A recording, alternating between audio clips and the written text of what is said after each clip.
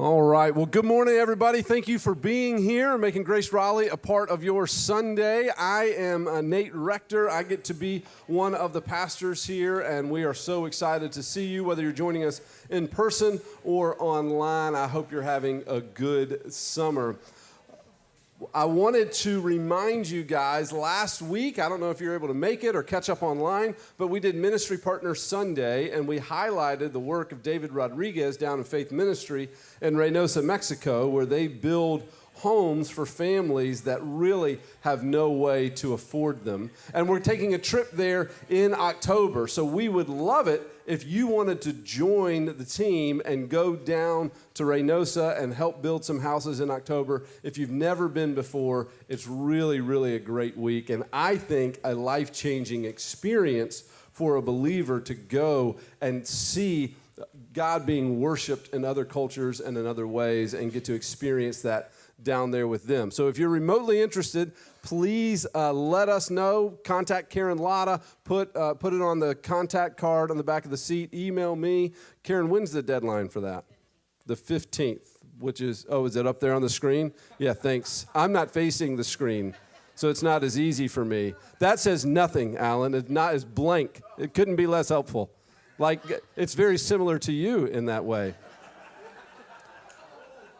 Also wanted to let you guys know, guys, the microphone always wins, Alan. We'll see you later. Have a great week. This not preaching in July thing is going to get out of hand really quick.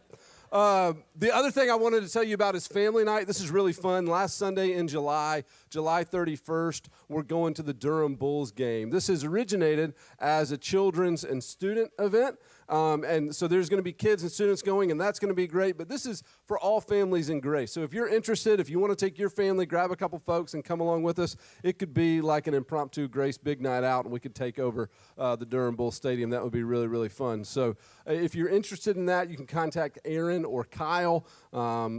Email addresses are on the website. Or you can go to the events page on our website, graceraleigh.org. But if you're remotely interested in that, I hope that you'll participate in it. I think it's going to be a really fun and special night. Speaking of things that are fun and special, I'm looking forward to worshiping again this morning with Kirk, and then we get to hear from our worship pastor, Aaron Gibson, for the sermon this morning, which is going to be really, really great. So thanks for being here. If you'll stand and worship with us, we will get started.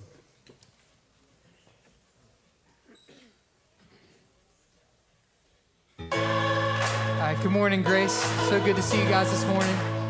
We're going to sing and worship our God together this morning, so let's shout it out, sing together.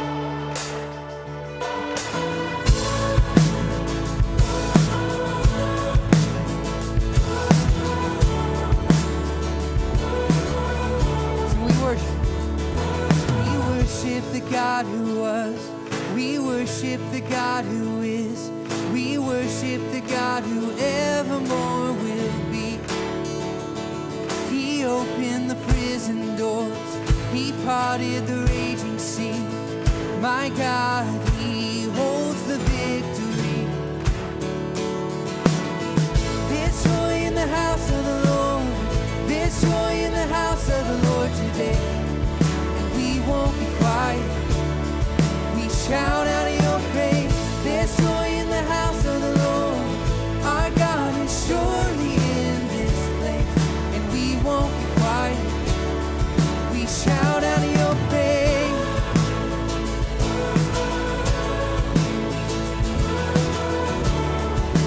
We sing it together. We sing to the God who is.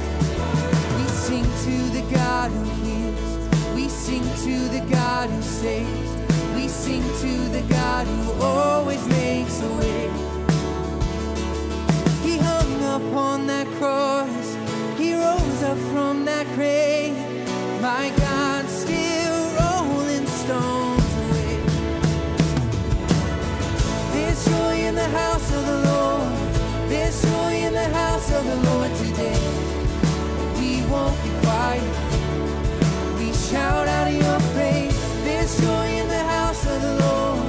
Our God is surely in this place, and we won't be quiet. We shout out your praise.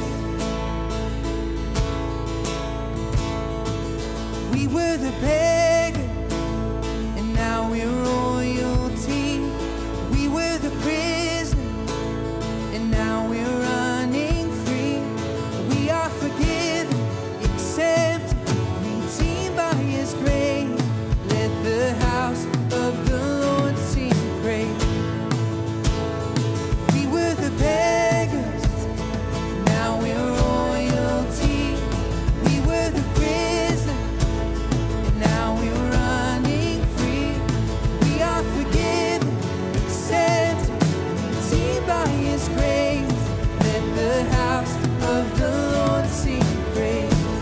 sing it together this morning. There's joy in the house of the Lord. There's joy in the house of the Lord today. And we won't be quiet. We shout out your praise. There's joy in the house of the Lord. Our God is surely in this place. And we won't be quiet. We shout out your praise. There's joy in the house of the Lord. There's joy in the house of the Lord today. And we won't be quiet. We shout out your praise. There's joy in the house of the Lord. Our God is surely in this place. And we won't be quiet. We shout out your praise.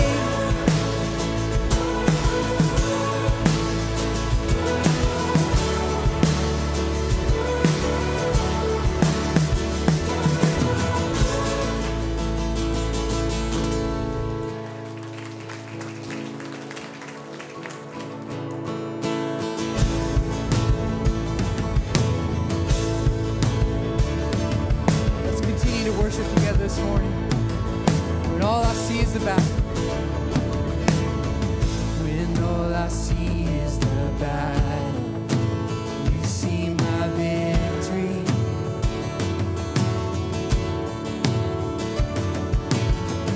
When all I see is a mountain, you see a mountain. And as I walk through the shadow, your love surrounds me.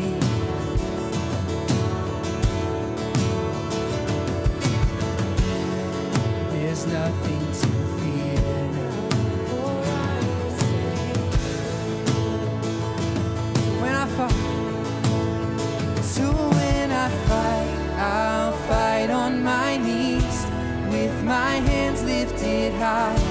Oh God, the battle belongs to you, and every fear I lay at your feet. I sing through the night.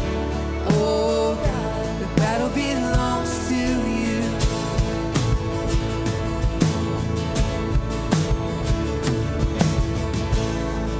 And if you are for me, who can be against me?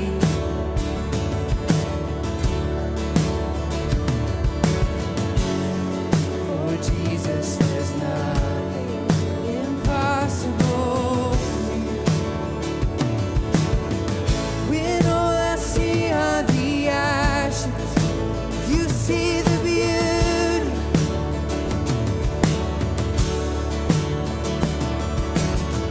When all I see is a cross, God, you see the empty tomb. So when I fight, I'll fight on my knees with my hands lifted high.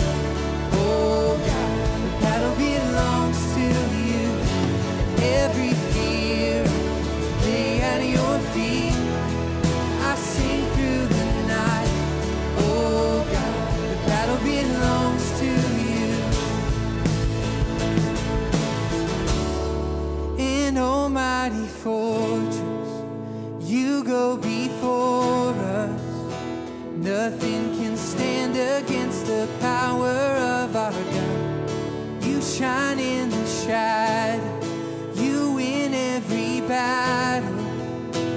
Nothing can stand against the power of our God. An almighty fortress, you go before us. Nothing can stand against the power of our God. You shine in the shadow, you win every battle. Nothing can stand against the power of our God. An almighty fortress, you go before us. Nothing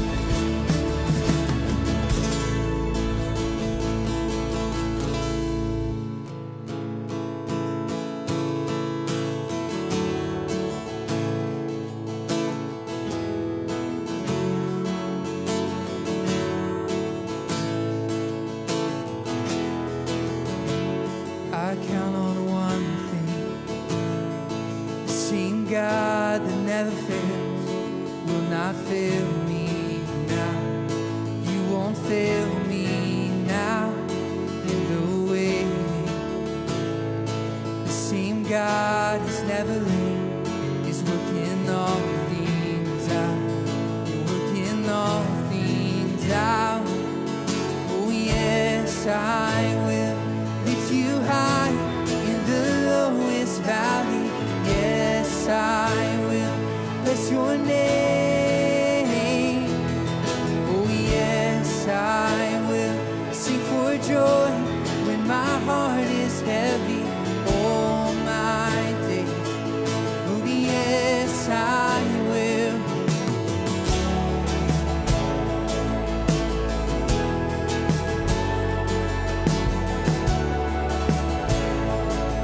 Do you believe this morning? I count on one thing.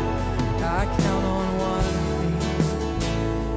The same God that never fails will not fail me now.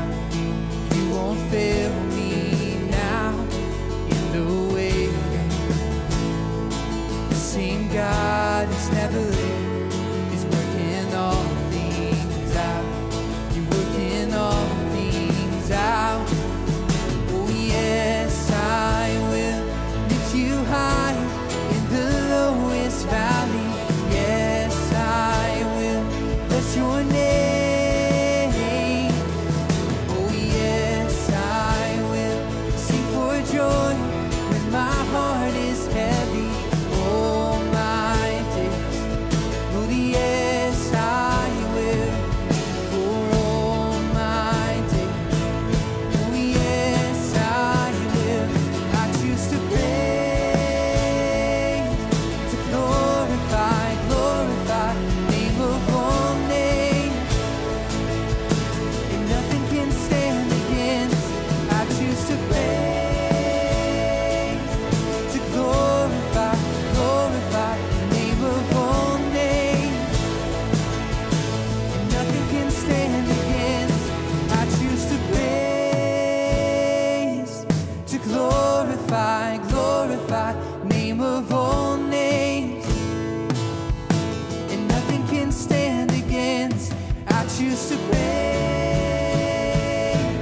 to glorify, glorify the name of all names.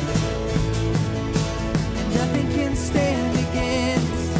Oh yes, I will lift you high in the lowest valley. Yes, I will bless your name. Oh yes, I will sing for joy when my heart is heavy all my days. Oh yes, I will for all my days. Oh yes, I will for all my days. Oh yes, I will. God, we just thank you for the ability to come here this morning, God, and just praise and worship you.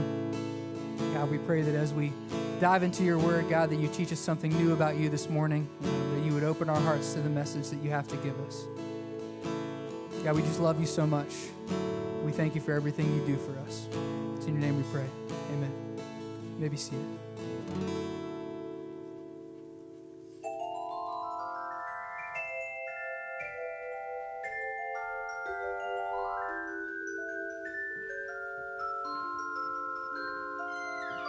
Oh, hey there, pals. Don't you just love this music? It's nostalgic, isn't it? Takes you back to a simpler time, when you were a kid, and things were light and fun. I love times like that. I'll tell you what else makes me feel nostalgic, is those old Bible stories. The ones that we learned in Sunday school, or maybe just picked them up somewhere along the way. I love the heroes, David and Goliath, Noah and the ark, Jonah and the whale. The list really does go on. And I wonder, pals, how long's it been since we heard those stories? I bet it's been a while. And if we could tell them again, I wonder if we would find out that those stories aren't really kid stories at all, but they were meant for grown-ups all along, and that there's still lessons we can learn from them today. Let's find out together. Speedy delivery. For me? Thanks, Mailman Kyle.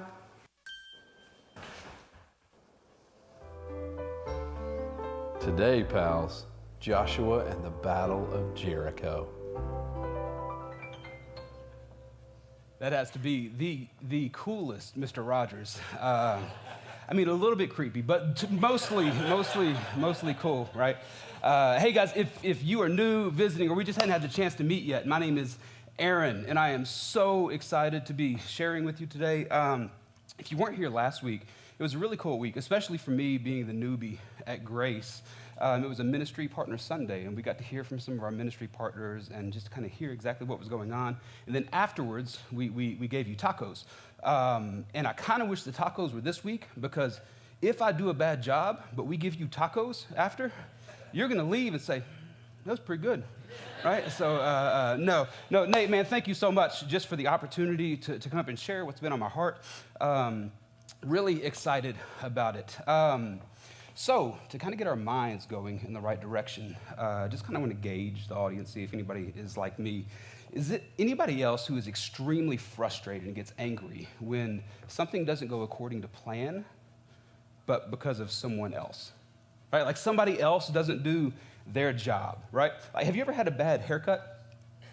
I realize some of you guys are looking at me right now, and you're like 15 years ago, and your wife's looking at you and giggling. I didn't mean to bring that up, I'm sorry, but you understand what I'm saying, right? That happened to me not long ago, and now I'm realizing that I thought of this illustration this morning, getting ready for church, and now there's a bunch of people looking at my hair to see if I'm telling the truth, and stop it. Right? But no, it's the most frustrating thing that can happen, right? Because it's not just that moment that you walk away angry. It's every morning afterward. You're looking, you're trying to fix your hair, and he's like, are you kidding me, right? You go get a hat, go to work, and it's done and over with. But it's frustrating because I went in with a plan, right? I went in and said, hey, this is what I want to do. I talked to him about, showed him pictures. I didn't walk out looking like Brad. I looked like one of the little creatures from the Where the Wild Things Are. It was terrible. And every day, I'm like, bro, you had one job. I did everything that I could possibly do. Is anybody else like that? Right? But let me ask you a question. Have you ever had that experience with God? Right? Like you do everything that you could possibly do, and at some point you kind of sit back and you say, I mean, God, are you going to do anything about this? Like, God, is there, like, I can't, how long am I going to have to keep going through this same thing day after day? God, are you going to step in at any point in time and change things? That's one of the things that I think is so inspirational about, have you ever seen people that just have this unshakable faith? Have you ever encountered that before? It's like it doesn't matter what they deal with, doesn't matter what they go through, what happens to them in their life. There's this solid confidence in tomorrow. Well, not necessarily tomorrow, but more in the God who kind of controls tomorrow. It's like nothing can be thrown at people like, no, it'll be okay. And they're not void of emotion.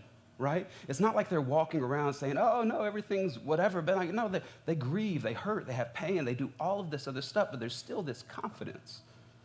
If you ever have a chance to speak to somebody who is kind of like that, they just have this solid, unshakable faith, I want to encourage you to just ask a lot of questions.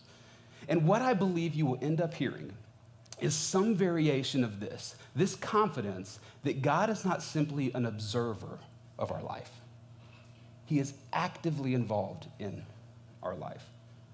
God is not simply up there watching and hoping you get things figured out, hoping things work out according to plan. He's actively involved in the shaping of who we are and the world around us. It doesn't mean everything is going to be perfect all the time, but it means we're never going to be alone in this. And if you ever encounter someone who just kind of walks with that bold confidence that regardless what happens to them, I know that God is not just watching. And that's one of the things that I loved this last week about studying through and reading through Joshua and the Battle of Jericho. You're probably familiar with the story. We are going to be in Joshua chapter 6. Joshua is the sixth book of the Old Testament. You can turn there, thumb to it in YouVersion, or we'll put it in this fancy digital Bible in the sky, right? But to catch you up, make sure we're all on the same page, Joshua, where we pick up in the story, is he is a newly installed leader for the Israelites. It has been for hundreds of years, Moses, or not hundreds of years, but for years and years, Moses was the leader. It starts back in when they were in slavery to the Egyptians, right? Moses stepped in, God used Moses, freed them from slavery to the Egyptians, walked them on this extremely long journey, got to see God do some incredible things while they're in journey to this land that God has promised them. And because the Israelites are super creative, they called it the promised land, right? And so now they get to this place where the promised land is in sight. They can see the land of Canaan, and it's like, okay, that's it. That's where we're headed. Like everything they had been hoping for, they see it with their eyes. Moses dies. Joshua is raised to be the new leader, and God says to Joshua, hey, listen, there it is. We're going to walk into that land that I promised you, the thing you've been hoping for. You're going to go there. And you're going to go, and you're going to conquer all of your enemies there. It will be your land. The very first thing in their sights is Jericho. And so in Joshua 6:1, it says this about the city of Jericho. It says, Jericho was strongly fortified because of the Israelites, no one entering or leaving. And the Lord said to Joshua, look, I have handed Jericho, its kings, and its best soldiers over to you. Now, the walls are really what gets, the fortification is really what gets the headlines in this story, right? Because it's not just any normal boundary. You can see that they really weren't worried about fighting. That's not what Jericho was depending on. They were depending on being able to keep the Israelites out, and that's what was going to keep them safe. I've done a little bit of without getting too bogged down into the details. The walls are actually made up of two sets of walls. They have an outer wall that starts with a stone retention wall, keeping the resources in, that goes above ground about 12 to 15 feet. Then on top of that, you have a brick mud wall. And it just goes up. It goes up an embankment for a little bit, and you come to the second brick mud wall, and it's built up. A lot of archaeologists and I've read some commentaries, and what they would end up saying is if you're standing at the base of this wall, and you look up, it would be similar to looking up at a 4-story building. And that's what God says. That's the first target. But did you catch what he said in verse 2? He says, look, I have handed you. That's past tense. That's already happened. And so God sends them to this place that says, the wall you can do nothing about. Like, it is absolutely impassable. You cannot touch this. I'll take care of that. And you're going to take care of everything else. And then in verse 3, he says, here is the plan. I'm going to try to read this, but it's small. My large print Bible is still in transport, and I'm from Kentucky, so there's that too. So, but it says this in verse 3. It says, march. That's not that funny. I mean, come on. No, it says, march around the city with all of the men of war, circling the city one more time. Do this for 6 days. Have 7 priests carry 7 ram's horn trumpets in front of the ark. On the 7th day, march around the city 7 times, while the priests blow the trumpets. When there is a prolonged blast of the horn, and you hear its sound, have all of the people give a mighty shout. Then the city wall will collapse, and the people will advance, each man straight ahead. So to kind of flesh that out just a little bit, it's essentially this. This was the plan. He said, I want you to have your fighting men in the front. Right behind them, I want you to have 7 priests with 7 trumpets. And then I want you to have a couple of priests carrying the Ark of the Covenant. And behind those, pulling in the rear guard, have the rest of your fighting men. And then he said, walk. Like literally, God's plan was take a hike. Like that was what God told them to do. Now listen, I am not much I don't know much about like military strategic battles, right? The extent of my knowledge with warfare strategy begins and ends with Call of Duty. And I'm really not good at that either. So like but I do know this. That's a bad plan, right? Like if I'm Joshua, I've got some questions. It's like, okay, God, that was a great broad stroke about what's going to happen, but there's some details I really kind of need to know about. Like, you just feel me? Like, so we've got these guys, we've got our swords, anything at all you want us doing with that? You want us making a lot of noise and just while we're circling, just to strike some fear? No, just walk. As a matter of fact, just be real quiet while you're walking too. Okay, God, I saw Bob has a shovel. Like, we can dig around, just build something like to make the walls a little, no. Just walk. You poke it with a stick? I mean, what, I just literally just walk? Yeah, just walk. And so we have a tendency when we're reading stories like this, especially if you're anything like me, we kind of dehumanize, right? Like we will pull all of the emotion out of the text that we're reading. So just to kind of put you in that, let's say Nate comes up next week and he says, hey guys, listen, I have a vision from God. The city of Raleigh is going to be ours. We are going to remove all things evil from this city, right? There will be no more cats in this place. Like everything evil is going to be, we'll get rid of it. Like there's nothing else. The first thing we have to do, we have to conquer the most evil place in all of Raleigh. So we meet at Walmart and he says, so what we're going to do is I want you to just kind of walk around. He was like, okay, we walk around, we get excited, we're ready to go. Yeah, we walked around, what now? He said, well, go home and then come back tomorrow. Like, okay, we could do that. Well, you want us to bring? No, you're really good. Just walk. As a matter of fact, guys, we're going to do this for 7 days. And on the last day, we're going to walk around it 7 times. Listen, I trust Nate. I'm not doing that, right? Like, I'm sending him hey, man, shoot me a message after y'all scream, and I'll show up, right? Because it just doesn't make any sense. Like, maybe the first couple of days, the Israelites were excited. They just saw the land that they had been hoping for. They just saw the place that they had been traveling. They just saw the place that their grandparents and their grandparents, that everyone has been telling them about. We're about to walk into it. So maybe there was some excitement. Maybe there was some enthusiasm on day 1, 2, and 3.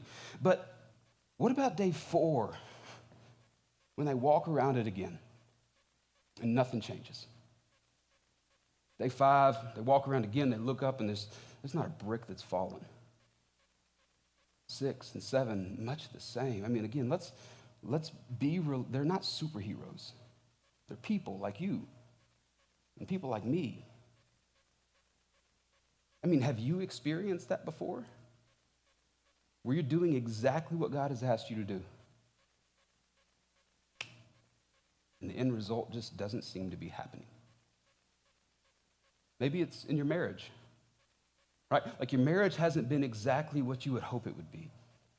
And so you try to be obedient to who God has asked you to be as a spouse. You love sacrificially. You put them first. You're consistently serving, but they're just not reciprocating.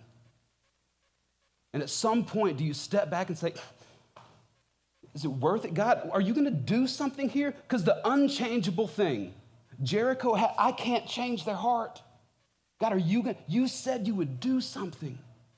You gave me your promise. Like, I know you want this. Maybe it's with work, right? Like you try to be a hard worker. You are the first one there, the last one to leave. You're trustworthy. You're always looking out for your coworkers, but time after time, year after year, you get passed over for the promotion. Somebody else gets in like, God, what are you doing? Maybe it's with finances in general, right? Like you start saving, you stop eating out, you try to create some margin, you put a little bit of money into saving, except the thing you can't control, inflation just seems to keep going up. And it's like, God, man, I'm doing everything I can. Are you going to step in at some point? Like, what do you do when the right thing no longer seems like the right thing to do? What do you do when you're doing exactly what God has asked you to, but nothing is changing? That's where these guys were. Like, again, if you're anything at all like me, well, the wall starts to influence my behavior a little bit. That unchangeable thing starts to have a little bit of control in who I become. And think about how crazy that is. That the thing you dislike the most ends up influencing who you become. And I get it. I'm not up here talking at you. I'm probably doing more counseling to myself than I am anything. Because it's hard. when you're doing exactly what God has asked you to do. You're stepping in the exact path that he's asked you to step, but nothing is changing. You take another trip and a brick doesn't fall. You take another trip. There's no rain to make the ground soft. There's no winds. There's nothing. It's like, God, all right, what's going on, God? But that doesn't seem to be what happens to the Israelites. I'm not saying that's not what they felt, because I believe with all confidence they had to have those wonderings. But what we see Joshua say in verse 16 tells us that they consistently had a hope that God was not simply an observer, that he was involved, that God's promise wasn't forgotten. And here's what he said in verse 16. After the seventh time, this is on the seventh day. Remember, the seventh day they were supposed to walk around it 7 times. This is after the seventh time. The priest blew the ram's horn, and Joshua said to the troops, "Shout, for the Lord has given you the city." Did you catch the tense that he used? He said, "The Lord has given you the city." Are you kidding? Joshua, the wall's still standing, bro. Like, how is the city mine? But he had this confidence. And what he did was echoed God's promise. From the very beginning, God said, hey, listen, the city's yours. Don't worry. I'll take care of the walls. And there's something about Joshua. There's something in Joshua's world that allowed him to consistently do the same thing, consistently be the person God has asked him to be, consistently follow in the steps, consistently let his faith influence his steps versus the opposition. And he said, hey, we did it. We're there. We won. It's good. And it was simply the promise. There was something that he did that kept him gripped to the promise versus the not tumbling wall.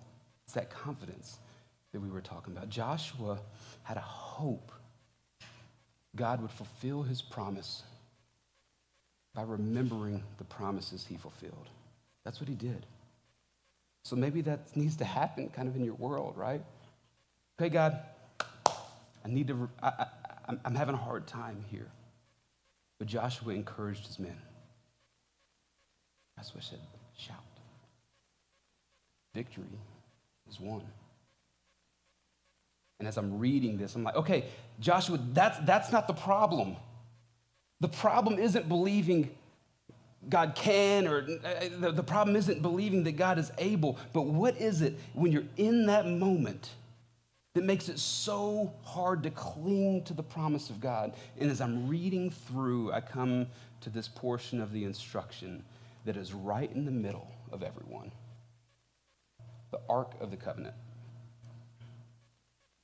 Now see, to everyone, to the citizens of Jericho and everyone watching, the Ark of the Covenant really represented who the Israelites were, who they were fighting for, exactly whose people they were. But to the Israelites, it was a little something different. To the Israelites, when they looked at the ark, it actually contained 3 different things in it. The first thing was Aaron's staff, which was crucial in a big part of being freed from the Egyptian slavery. The second thing was the stone tablets, which Moses chiseled the 10 Commandments on. And the third thing was manna. Manna was something that as they were walking through the wilderness, they didn't have any food. They were starving, and it's where God provided food for them. All 3 of those things were sitting in the ark. And everywhere that the ark went, not only did it represent the presence of God, but it represented the promise of God. And I think it's by no accident at all that when God said, hey, listen, I want you to have some guys up front, I want you to have some guys in the back, and right in the middle of everything, you're doing, I need you to put the ark.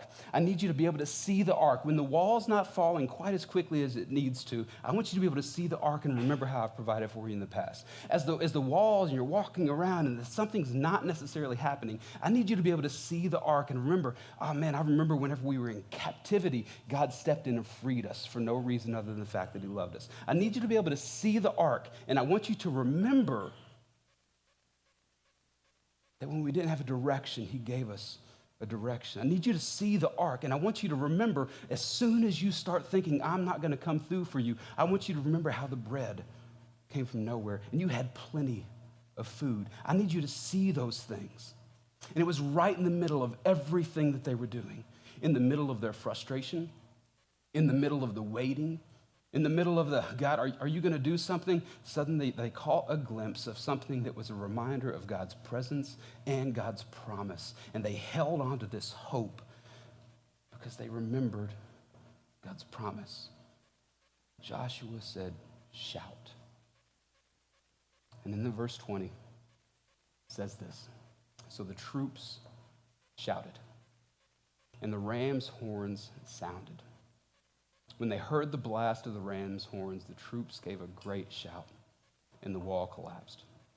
The troops advanced into the city, each man straight ahead, and they captured the city. I just want to ask you this quick question. What is your ark? What is the thing in your world that cannot be taken away from you? What is your experience with God, your encounter with God, that when things aren't happening the way that you would like them to happen, when you're moving toward what you hope for the most and you aren't quite seeing it yet, what is the thing that catches your eye, that you can go back to, that you can remember, and hope comes in? Like there's hope in a tall obstacle.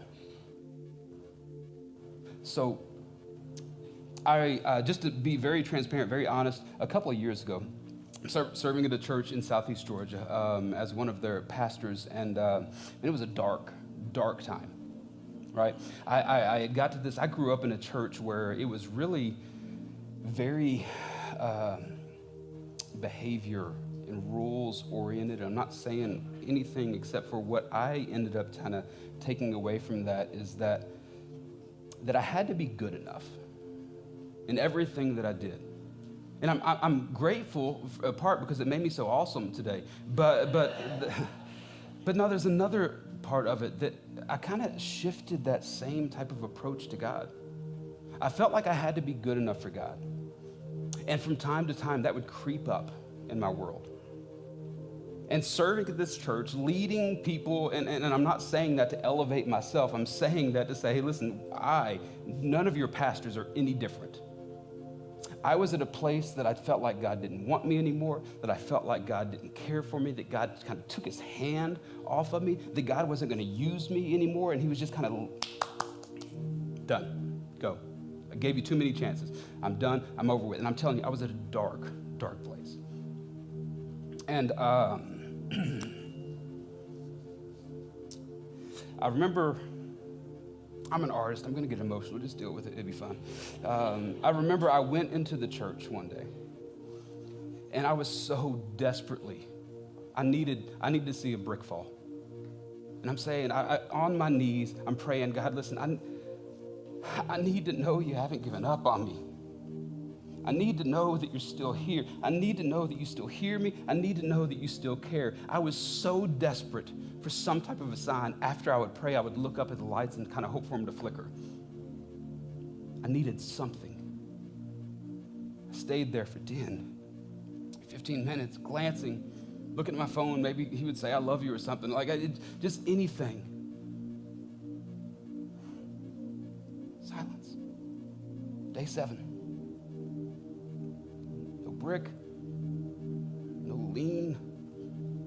And I remember I stood up, I walked right down the middle of the aisle, headed out. And in my mind, I said, I guess I still got to be that good Christian kid, huh? I was angry. I went home. And I was about to sit down and just work on my Call of Duty skills, right? And before I did that, it hit me. I was like, I guess I got to, again, do my devotional thing. And I sat down. I don't need to read it. I sat down. Opened my devotional. And it was, actually, it was Louis Giglio, incredible speaker. It was probably good. I don't remember what he said, though. But I read the text with it. it was Isaiah 43. And it said, "This is the Lord your God, and I love you. I chose you. I'll be with you." And I'm telling you, I got broke. Just like, there's my ark. I don't care what happens tomorrow. I can always look at that. And I can always remember. He heard. He remembered me. He didn't give up on me. And I'm telling you, I suck really bad at remembering that. So much so I had to get it tattooed on my arm, right?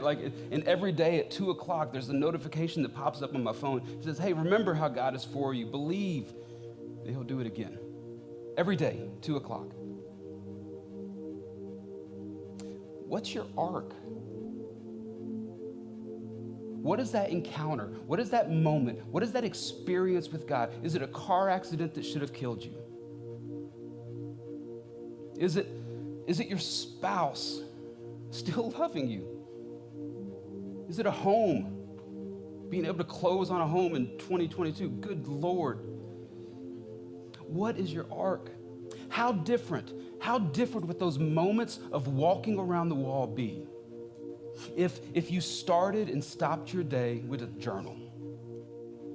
Like at the end of every day, sit down and write down, man, this was my God moment. This is what I saw God do in my world today. And then next week, recount back to the week prior. Read that, oh man, that was incredible. And you're sandwiching your day with your God moments, with your ark. How different would your world look if every night at dinner you sat down and you just asked your kids, asked your spouse, hey, what happened in your world today? What did you see God do? What was that cool thing? Not for any type of you have to be good enough, but I'm telling you, you've experienced it. I've experienced it. The Israelites experienced it. This hurt and this heartache and this wall that kept me from having the hope that Jesus said he came to offer. What's your ark? In just a minute, I'm going to pray for us, and there's a new song. Maybe you're familiar with it, but I believe it's a newer song for here. And it comes right out of this text. And so what I want you to do, I don't want you to necessarily sing along at first. You're more than welcome to. You can read the words if you don't know it, whatever. But what I want you to do is take just a moment and find your ark. Like, think back to those God moments, those God encounters that cannot be taken away from you, because I promise you this, we need those in our journey, because one of the things we were never promised is easy. Find your ark, and then we get to this bridge. The bridge of this song says, I've seen you move the mountains, and I believe you'll do it again. You made a way when there was no way, and I believe you'll do it again. What I'm going to ask you to do at that moment, you've got your ark. I want you to stand up and do exactly what the Israelites did. We'll shout it. We declare praise to a God who is worthy of our praise. And I believe with all of my heart, right, he is involved in the world that you're living in. I can't tell you tomorrow is going to be easy, but I can tell you if it's not, you've got an ark that can still bring hope into your journey. Let's pray. God, thank you.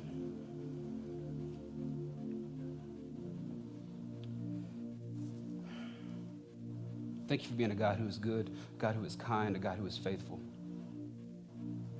A God who has blessed us with encounters with you that we can take along with us for the rest of our life. And it's in those moments, I believe that's what helped your disciples ask and pray for boldness, pray for moments of new experiences with you. Because it just strengthened their faith. And it built them to a place of unshakable faith in you.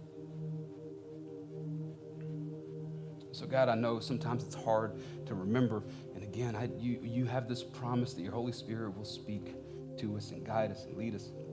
What I ask you to do, Lord, as we sit in just a couple of moments and we reflect on our encounters with you, we invite your Spirit to just come and flood our minds, God. just pour these encounters with you, maybe even moments that we didn't give you credit for. Just flood our hearts, flood our minds with an ark that we can carry with us for the rest of our life.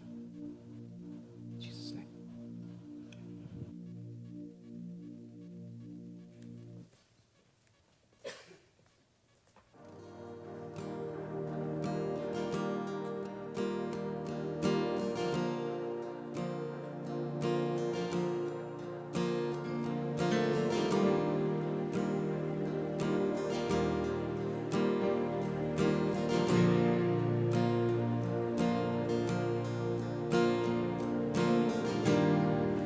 Walking around these walls, I thought by now they'd fall, but you have never failed me.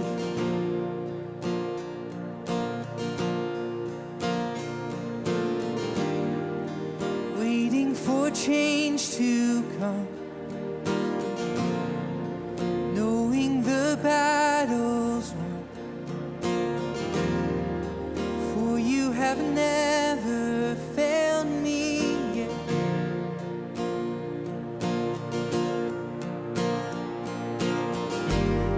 Your promise still stands, great is your faithfulness, your faithfulness.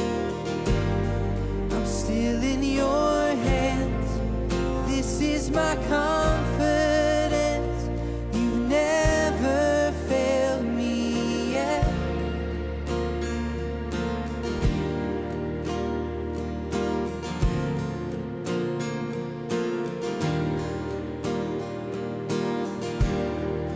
I know the night won't last, your word will come to pass. My heart will sing your praise again.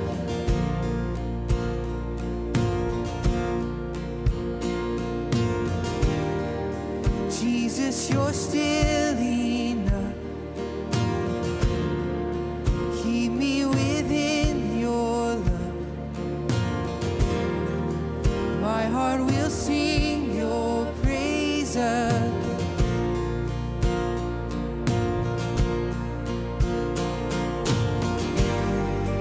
Promise still stands, great is your faithfulness, faithfulness. I'm still in your hands, this is my confidence, you never fail. Your promise still stands, great is your faithfulness, faithfulness. I'm still in your hands, this is my confidence, you've never failed me yet.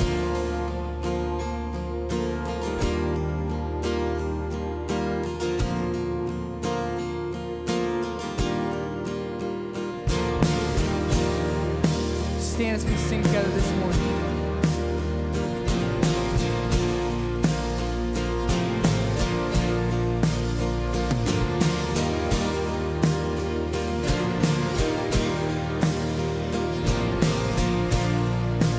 Sing, I've seen you move. I've seen you move.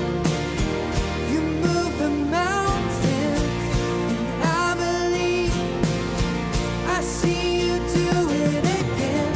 You made a way when there was no way, and I believe I see you do it again. I've seen you move. You move the mountains.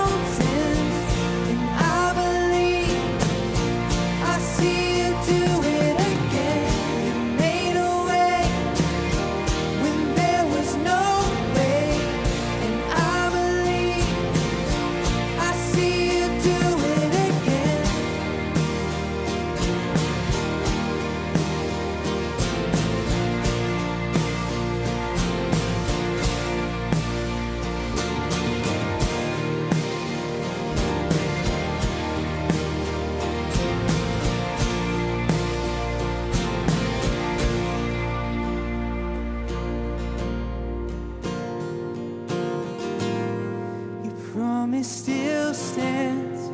Great is your faithfulness, your faithfulness. I'm still in your hands. This is my confidence. You've never failed. Your promise still stands. Great is your faithfulness, your faithfulness. I'm still in your hands. This is my confidence. You've never failed me yet.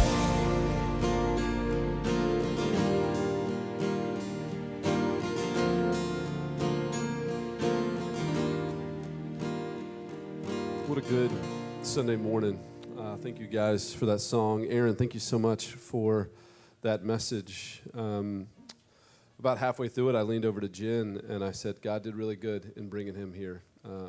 He fits this place, and we're grateful for you.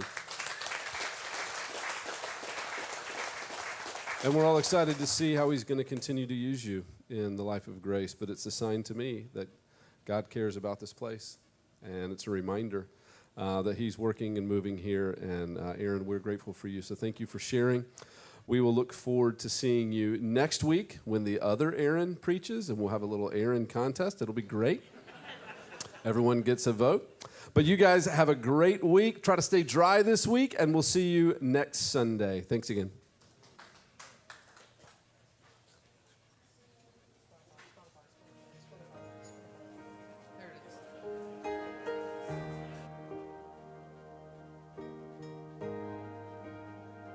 How great the chasm that lay between us. How high the mountain I could not climb. In desperation, I turned to heaven and spoke your name into the night. Then through the darkness, your loving kindness tore through the shadows.